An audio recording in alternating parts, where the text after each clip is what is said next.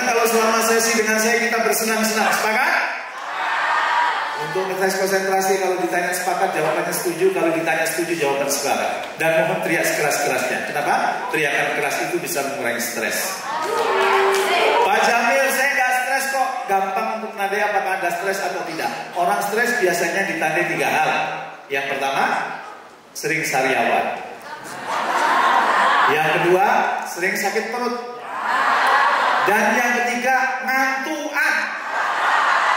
Jadi kalau selama sesi ini ada gula balik ngantuk, kemungkinan salah satu cara menguranginya dengan cara mumpung boleh teriak keras-kerasnya, teriak keras-kerasnya. Sepakat? Setuju? Bukti bahwa bapak dan ibu guru senang-senang, tolong berikan senyum terindah buat kanan kirinya dulu, silakan.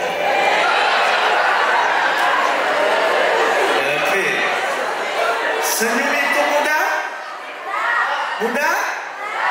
Gratis? Maka saya punya hipotesis, orang yang jarang senyum biasanya jarang traktir. Yang gratis saja pelit, apalagi ya bayar.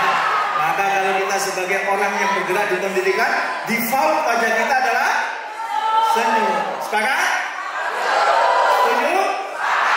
Nah, karena waktu saya terbatas, izinkan saya mempercepat. Ya. Tadi sudah dikenali nama saya Jamil Ajani. Saya sebagai seorang pebisnis dan inspirator sukses mulia, dan saya membina 3 R, trainer, leader, entrepreneur. Jadi kalau di sini ada mau jadi trainer, boleh berguru dengan saya. Hampir semua trainer yang sekarang muncul di Indonesia yang bagus-bagus itu alumni didikan saya. Kalau Anda mau jadi leader juga boleh. Saya mendampingi direksi berbagai BUMN, perusahaan swasta, ya. Dan kalau Anda mau jadi entrepreneur juga boleh. Sekarang saya membina 138 UKM, usaha kecil miliaran. Ya. Dulu modalnya 1 juta, 2 juta, 3 juta. Desember 2021 kami konsolidasi di Jawa Tengah. Total asetnya sudah lebih dari 12,4 triliun. Jadi saran saya kalau mau belajar bisnis dari sekarang ya, jangan pas MPP, masa persiapan pensiun baru belajar bisnis. Ikut pelatihan lele kepatil, ikut pelatihan cacing mati semua, ikut pelatihan jangkrik bangkrut, dan terakhir muring-muring jangkrik. Latihannya dari sekarang, boleh berguru dengan saya. Saya sudah nulis 14 buku dan alhamdulillah 12 buku bestseller. Buku yang saya terbitkan bulan Agustus kemarin adalah Exponential Leader. Dan insya Allah Oktober launching buku saya yang ke-15 itu Engaging Communication. Baik, barangkali perkenalan ke semua. Pak, tapi saya nggak mungkin deh jadi trainer, leader, entrepreneur. Gimana Pak? Saya boleh titip anak saya Pak? Boleh titip keponakan saya Pak? Boleh. Syaratnya usianya 17 sampai 25 tahun. Dititipin ke tempat saya, syaratnya 10 bulan nggak boleh pulang. Lulus dari situ punya 4 keahlian. Leadershipnya bagus, public speakingnya bagus, wawasan bisnisnya oke, dan yang keempat hafal Al-Quran 30 juz. Ya. Dan itu nggak perlu bayar, gratis. Wah Pak nanti kurang gizi, insya Allah gizinya dijamin. Wah Pak nanti dijadikan alat mencari sumbangan, insya Allah nggak cari sumbangan. Terus dibiayai dari mana? Dari keuntungan-keuntungan bisnis yang saya jalani. Sekarang sudah angkatan yang ke-10, berarti sudah 10 tahun program ini saya jalankan. Dan sengaja programnya dihentikan bulan Juni supaya Pak yang mau melanjutkan S1 atau S2 bisa, ya, jadi tidak terhambat, ya. Itu barangkali. Siap mulai? Kalau siap mulai, mohon maaf tangan kanannya diangkat, tepukan sebelah kanannya dan ikuti kata-kata saya. Friend, acara sudah dimulai. HP di silent, disimpan, jangan WhatsAppan di sini, apalagi terima telepon. Tangan kirinya, friend, thank you ya friend. Kalau lihat saya main HP, jangan sumbangan, cubit aja. Dan saya ikhlas kalau HP saya bunyi, jadi door prize.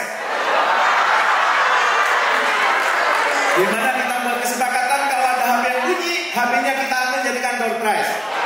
Sepakat? Kecuali yang 2 di depan. Kita nggak berani. Ya. Oke, kita mulai ya. Dunia berubah begitu cepat dan memaksa kita untuk berubah. Dulu ada istilah VUCA, Volatile, uncertain, kompleks, ambigu. Perubahannya begitu cepat, luar biasa. Sampai saya diminta oleh beberapa institusi, Pak Jamil, tolong kami Pak, help. Dunia berubah begitu cepat Pak, kami bingung mengatasi perubahan ini Pak. Akhirnya kami ketemukan formula volatile, uncertain, kompleks, ambigu, VUCA. Bisa ditaklukkan juga dengan VUCA. Loh kok bisa? Ya kalau yang tadi volatile, uncertain, kompleks, ambigu, yang ini adalah vision, understanding, clarity, agile. Kalau kita mau maju, kita perlu punya visi. Bangun di Cibubur, punya visi. Bangun di IKN, itu namanya vision. Understanding, tahu bahwa dunia berubah. Clarity, semuanya transparan. Dan kemudian agile, lincah. Keputusan berubah cepat itu biasa. Itu kita sosialisasikan di perusahaan. Muncul COVID. Dunia berubah lagi? Berubah lagi. Dulu sebulan sekali saya harus nganter istri saya ke Giant. Sekarang Giant sudah. Istri saya belanjanya online. Tiap hari pakai. Saya protes, Ma, tiap hari mau belanja sih, Ma. Apa jawaban istri saya? Mas Jamil, ingat prinsip keluarga kita workshop. Suami yang work, istri yang shop.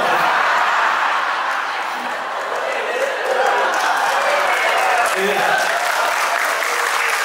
Kalau istri saya sudah ngomong gini, baik. Saya kalau di rumah termasuk yang takut sama istri. Biasanya yang sejenis itu berkumpul ya.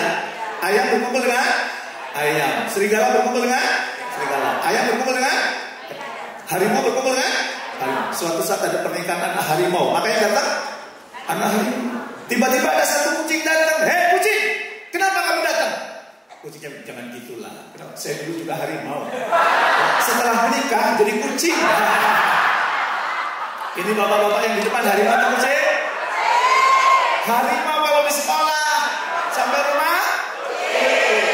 Sama dengan saya. Ketika istri bilang, Mas ingat prinsip keluarga kita workshop. Suami yang work, istri yang saya bilang, COVID sudah berakhir, muncul perang Rusia Ukraina. Mungkin bapak ibu yang dulu tidak merasakan, saya sebagai pebisnis merasakan.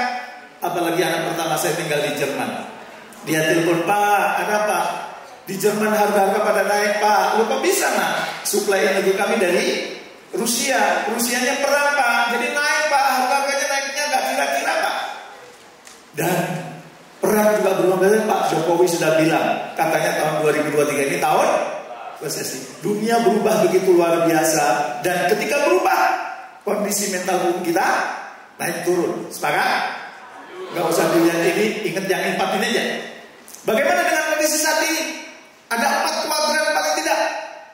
Kuadran yang pertama, ada orang, ada guru yang sudah ngajarnya gak seneng, juga gak produktif. Ya, berangkat ke, tapi kuliah 400. Sampai sekolah juga ngajarnya males-males. Itu yang di kuadran pertama. Sudah tidak bahagia, tidak produktif. Ada nggak yang di kolom ini? Ada? Biasanya kalau ada di kolom ini apa? Orangnya wajahnya lebih tua dari usianya. Kerjanya nggak enjoy, sudah nggak enjoy, nggak produktif. Anak-anak, ayo masuk kelas. Begitu masuk kelas, buka halaman 46, baca sampai selesai. Gak ngajar apa. Itu ada di kuadran pertama. Di kuadran yang kedua apa? Gak bahagia tapi berangkat terus. Tapi ngajarnya produktif, dia selesai SKS-nya, selesai kurikulumnya.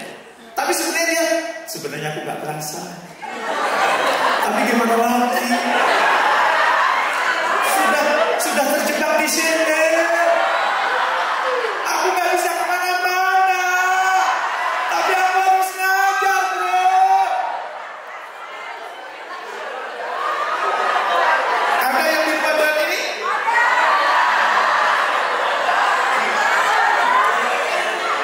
Ada juga yang di kuadran ketiga. Ngajarnya happy, senang dia berangkat ke kantor, senang berangkat ke sekolah, tapi gak produktif. Kurikulumnya gak kelar. Terus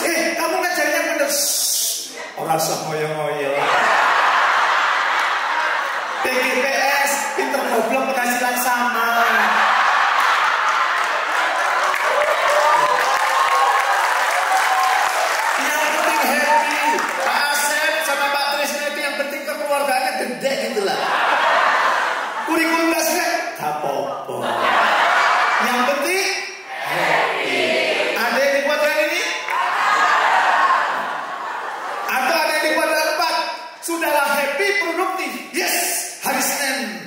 Ya, aku ke BN Batoro. Ngajarnya juga asik, senang. Hei, ada yang ngikutin ini?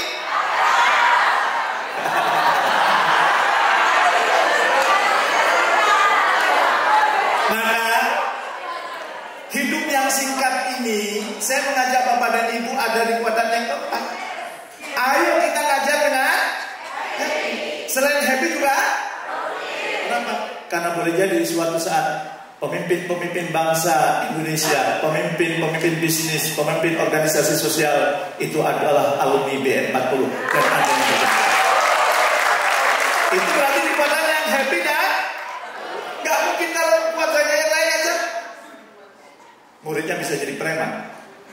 Atau kalau toh jadi pemimpin nggak kualitas, pelongo-pelongo, ya. Terus nggak punya hasil yang luar biasa. Maka saya mengajak, yuk happy and productive. Mau atau mau banget? Supaya itu senang. Hidup cuma pendek. Saya kebetulan ada di lingkaran yang menurut saya happy dan produktif. Saya senang di rumah, saya enjoy. Ini suruh isi training, seminar gini juga enjoy. Padahal suruh dokter saya suruh istirahat. Tapi bayangin, aduh yang undang Pak Trisno, yang undang Mas Sukri nggak datang, gimana ya? Ya, makanya datang, mohon maaf kalau suaranya masih serak. Dan saya juga insya Allah produktif. Walaupun masih sakit, saya masih sempat buat YouTube. Saya sempat membuat tulisan. Berarti saya happy and produktif. Dan itu enjoy, senang, asik banget. Pertanyaannya sekarang, Pak, bagaimana agar kita itu happy produktif? Pak, ngajarnya senang, kurikulumnya selesai, muridnya juga happy. Begitu istirahat, ya udah selesai. Jangan sampai begitu istirahat, muridnya alhamdulillah, selesai, bebas dari Pak Hasan. Justru kalau bel istirahat dan pulang tuh murid, ya Allah cepet banget ya. Saya yakin karena itu gurunya ngajar happy dan produktif. Ya. Dan saya dulu biasa punya guru yang seperti itu. Sampai sekarang dirindukan. Bahkan saya pulang ke Lampung, guru yang lain gak saya kunjungi, guru itu saya kunjungi. Kenapa? Karena ngajarnya itu happy, dan kemudian kelar semua itu. Maka mata pelajaran itu teman-teman semuanya tinggi. Kenapa? Happy and productive. Gimana supaya happy and productive? Ada 3 yang mau saya bagi hari ini. Pertama, ayo kita bekerja, ayo kita menjadi guru berdasarkan noble purpose. Noble purpose itu apa sih? Alasan yang sangat kuat dan mendasar. Untuk apa saya terlahir ke muka bumi? Untuk apa Anda terlahir ke muka bumi? Kan bukan hanya rumah, mobil, sekolah, mobil, rumah, motor, sekolah. Rutin. Profesor Hamka sudah mengingatkan, kalau hidup hanya sekedar hidup, kera di hutan juga hidup. Kalau kerja hanya sekedar kerja, kerbau di sawah juga kerja. Kita bukan kera, kita bukan. Maka jangan cuma rumah, motor, sekolah, motor, rumah, motor, sekolah. Kalau itu dilakukan nanti di masa tua Anda menjadi kelompok P16. Pergi pagi, pulang petang, pantat peong, pinggang pegang, tangan pusing, penghasilan pas-pasan, pajak pula, pas pensiun penyakitan. Karena kerjanya nggak enjoy, kerjanya terpaksa. Maka Anda harus bisa menjawab ini. Untuk apa saya terlahir ke muka bumi ini? Kalau kemudian disederhanakan, untuk apa saya bekerja di BN400? Untuk apa?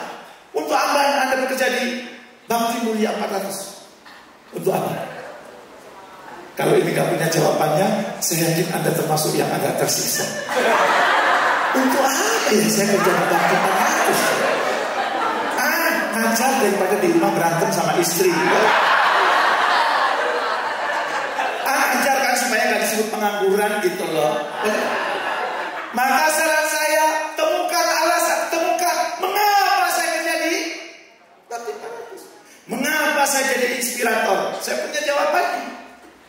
Yang itu membuat saya semangat, yang itu membuat saya bergairah. Maka maksudnya bekerja dengan noble purpose itu apa? Bekerja dengan noble purpose, Anda bisa menjawab pertanyaan yang tadi. Untuk apa saya bekerja di BN400? Atau pertanyaan saya, apakah Anda bahagia bekerja di Bakti Mulia 400? kurang keras. Bahagia? Apa alasannya? Apa alasannya happy?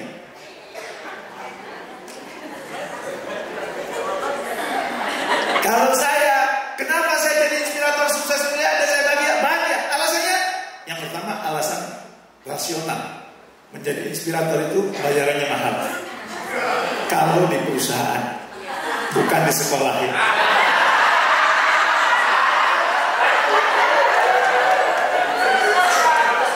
Ya kalau di sekolah saya tahu diri lah ya.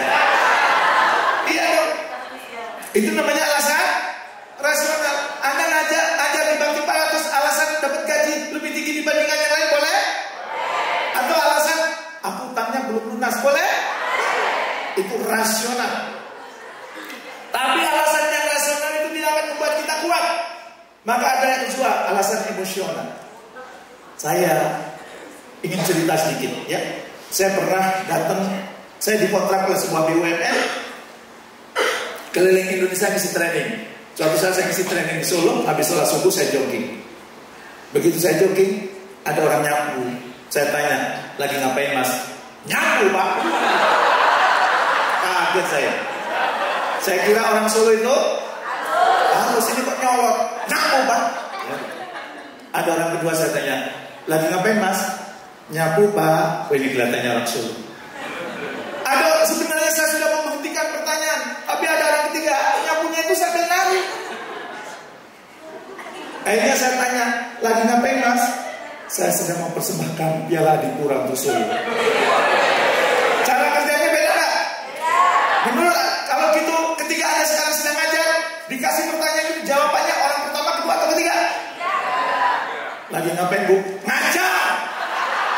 Gak lihat apa saya memang apa? Spidol. Nanya basa-basi. Atau orang yang kedua?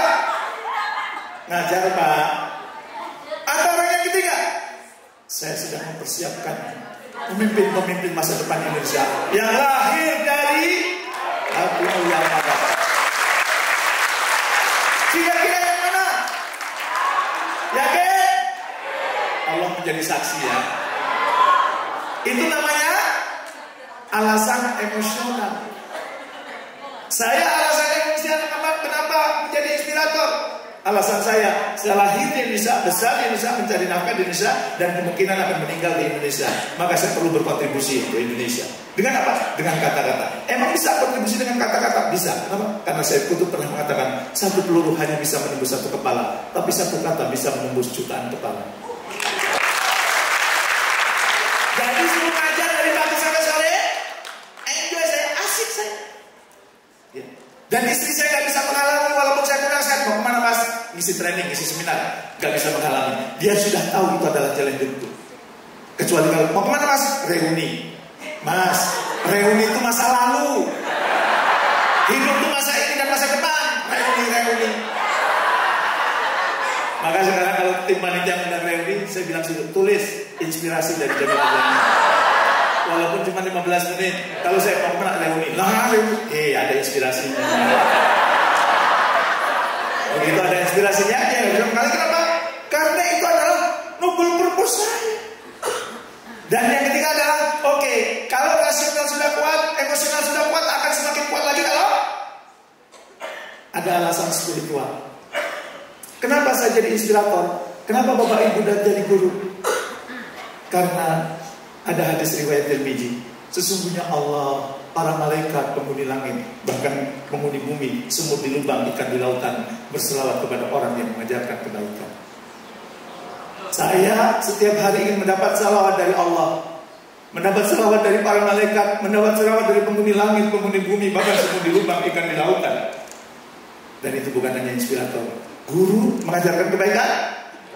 Maka setiap hari Anda mendapat doa, mendapat salawat dari Allah, dari malaikat, penghuni langit, penghuni bumi, bahkan semut di lubang, ikan di lautan, bersalawat kepada Anda semuanya. Tepuk tangan dong buat kita semua. Kalau gitu, profesi inspirator dan guru itu asik atau asik banget? Asik banget. Makanya jangan sampai jadi guru ngajar, ya Allah, sedang laki. Ya Allah, liburnya cuma Senin.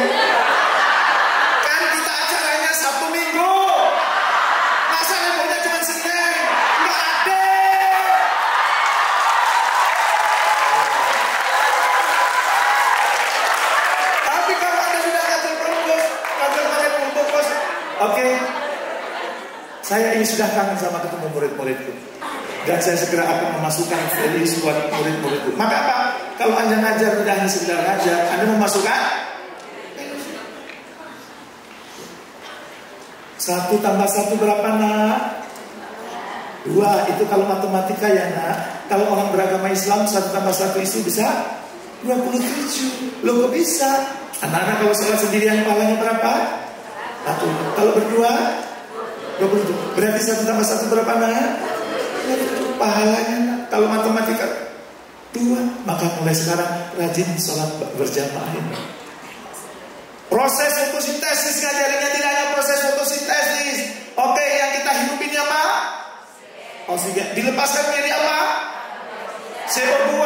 CO2 bagi kita adalah racun, tapi dihisap oleh tanaman dan dikeluarkan dalam bentuk O2. Apa pelajarannya? Jangan kalah sama pohon. Pohon itu menyerap racun, tapi dikeluarkan menjadi oksigen yang kita hirup. Begitu juga kalau kita disakiti orang, jangan menyakiti nah, jangan balas menyakiti nah. Malu sama pohon. Itu guru. Ya Allah, guruku, masya Allah.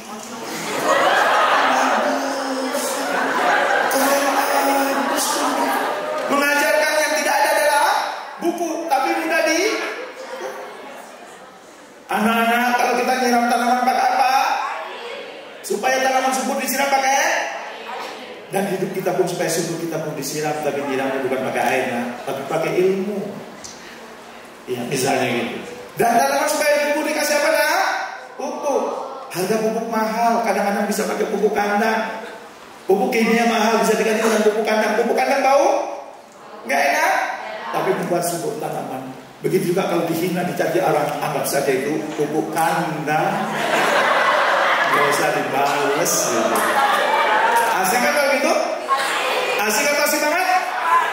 Maka pertanyaan saya, apakah Anda bahagia ngajar di BM 400? Apa alasan rasional, emosional, dan spiritual Anda bekerja di Bakti 400? Bakti Mulia 400? Itu kan baru rasional. Emosionalnya apa? Spiritualnya apa? Silahkan dicari nanti malam. Karena waktu saya terbatas, nggak mungkin. Ayo nggak kita cari bareng-bareng. Nanti merenung, aku kerja di BM 400 itu apa ya alasan rasionalnya? Kalau alasan rasional mudah ketemu. Oh, cashboardku belum kelar, misalnya, atau macam-macam. Yang kedua alasan emosional. Apa? Melalui BM 400 saya akan berkontribusi untuk Indonesia, melahirkan orang-orang hebat, melahirkan orang-orang yang berkarakter, melahirkan bukan hanya orang pintar saja, tapi dia layak menjadi pemimpin. Boleh jadi itu emosional. Spiritual? Semua. Ketika anak Anda meninggal putus seluruh amalnya kecuali 3. Salah satunya ilmu yang diajari. Jadi Anda bersyukur jadi guru, ilmunya tetap mengalir, pahalanya tetap mengalir. Karena kalau kata Gus Baha, kita gak mungkin bisa nembus surga mengandalkan amalan kita. Kita perlu kiriman pahala dari banyak orang. Kalau apa? Kalau kita mengajarkan kebaikan, dan itu ada di Anda. Tepuk tangan dan buat Anda. Maka pertanyaan terakhir berkaitan dengan Nobel Purpose apa? Pertanyaan yang terakhir adalah, ini dia, sorry, lompat ya. Apa yang menjadi lebih baik atas kehadiran Anda di?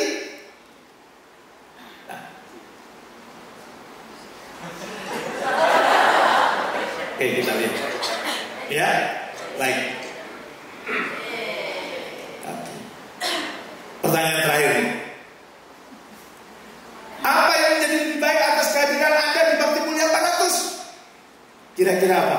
Anda datang ke sini, Bakti 400 jadi lebih baik. Kira-kira dalam hal apa? Jangan sampai menjadi manusia mubah. Kehadirannya sama dengan tidak kehadirannya. Gak ada Anda juga Bakti Mulia 400 tetap begini. Sekarang apa yang menjadi lebih baik atas kehadiran Anda di BM 400? Kalau Pak Sutrisno tadi hadir ke sini, buka di Transyogi Cibubur, dekat rumah saya tinggal di Raffles di Cibubur. Jadi suatu saat seperti tengok nanti. Kita tengok Pak. Ya, itu. Sekarang dengan kehadiran Anda di sini, apa yang menjadi lebih baik? Misalnya, pengajaran matematika jadi menarik. Pokoknya sekolah di BM 400 itu asik. Guru-gurunya ngangenin banget. Atau apa? Kalau nggak ada, jangan-jangan kita menjadi manusia mubah, adanya sama dengan tidak adanya. Silakan 3 pertanyaan yang direnungkan. Kalau 3 pertanyaan ini ada jawaban, berarti Anda bekerja dengan noble purpose. Anda bekerja tidak merasa sedang bekerja. Anda bekerja sedang menuntaskan misi di muka bumi ini. Anda bekerja sedang menjalankan peran Anda sebagai khalifah di muka bumi ini. Tidak sia-sia. Sampai di sini bungkus? Masuk Pak Eko? Sudah punya jawaban 3 ini? Silakan nanti malam direnungkan. Daripada nonton drama Korea. Ajukan benar. Kenapa? Karena pertanyaan ini mendasar, membuat kita bekerjanya menjadi enjoy atau tidak. Kalau kita menjawab 3 pertanyaan ini. Ya. Oke. Itu yang pertama. Kalau kita ingin happy and productive. Yang kedua, kalau mau ingin happy dan produktif apa? Yang kedua, miliki growth mindset. Miliki apa? Apa itu growth mindset? Growth mindset ini dipopulerkan oleh Carol Dweck dari Stanford University. Dia meneliti kenapa ada orang-orang yang hidupnya biasa ada. Kenapa ada orang yang hidupnya makin bahagia, makin bertumbuh. Ternyata kata Carol Dweck apa? Orang yang hidupnya biasa aja, gak berkembang karena hidupnya fixed mindset. Fixed mindset apa? Diajak bertumbuh gak mau. Ayo kita belajar. Alah, gak usah belajar. Mentahannya aja, mentahannya. Ngapain sih ada training skala? Ya, mentahannya aja. Suruh belajar lagi. Alah, kita ini udah sekolah bagus. Orang kesini aja. Tahun 2000 pendaftaran 2024 sudah ada hampir tutup akhir Desember. Keren kita ngapain belajar? Orang sudah datang ke sini. Itu namanya fixed mindset. Tapi ada yang growth mindset. Growth mindset apa? Dunia sekarang berubah. Kalau kita nggak berubah, kita akan punah. Maka kita perlu belajar dan kita masih punya waktu untuk terus belajar. Walaupun usianya sudah di atas 50 tahun, kita terus belajar. Itu namanya growth mindset. Pertanyaan saya, yang dihadir di sini itu fixed mindset atau growth mindset? Yakin? Mari kita lihat indikatornya.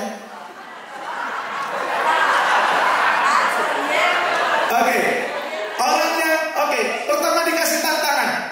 Orang yang fixed mindset kalau dikasih tantangan gimana? Menghindarnya. Pak Trisno, jangan saya Pak. Saya sudah terlalu tua Pak. Bapak kan lihat saya sudah meninggalkan dunia hitam. Kasih yang muda aja Pak. Dikasih yang muda. Jangan saya Pak, masih kurang pengalaman Pak. Saya kan baru lulus Pak. Pak Trisno kalau ngasih tugas, lihat-lihat dong. Dikasih tugas menghindar itu namanya. Sementara kalau yang growth mindset dikasih tugas apa? Menerima. Makasih Pak Trisno, makasih Pak Asep, nambah pengalaman saya, nambah jam terbang saya. Thank you. Itu namanya.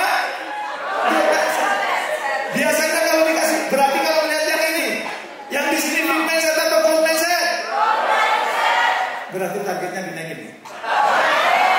Ya kan growth mindset. Biasanya kalau dikasih tantangan ketemu apa? Hambatan. Orang yang fixed mindset kalau ketemu hambatan gimana? Merasa gagal dan kemudian mengeluh. Son, gagal maning son. Sementara orang yang growth mindset kalau ketemu hambatan apa? Dia tidak menyerah, dia tidak mengeluh. Bahkan dia akan mengeluarkan quote. Laut yang ulung tidak akan lahir di laut yang tenang.